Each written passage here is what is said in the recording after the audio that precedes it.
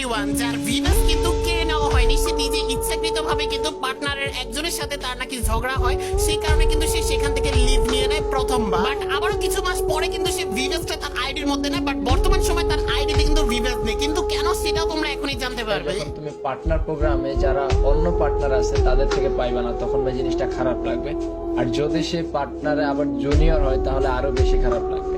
এই জুনিয়র যখন তুমি অকথ্য ভাষায় গালিগালাজ করবে, তুই করে বলবে, ঝগড়া তো ঝগড়া হতে পারে না, ঠিক আছে ঝগড়া, কিন্তু ভাই আমরা একটা ফ্যামিলির মতো, আজকে ঝগড়া লাগলে কালকে ঠিক হয়ে যাবে।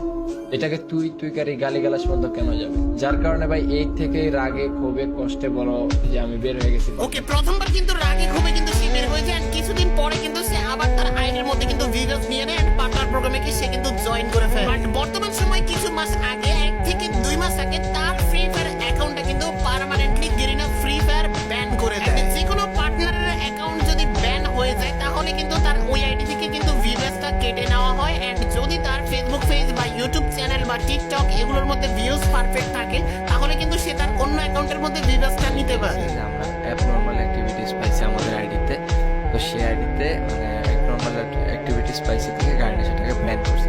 সো বিবেজ আবারও চলে আসবে, তোমরা যদি আবারও সেই সেম সাপোর্টটা আমাকে দিতে পারো তাহলে আবারও বিবেজ চলে আসবে। তো শুনতে তো পেলে কেন তার অ্যাকাউন্টের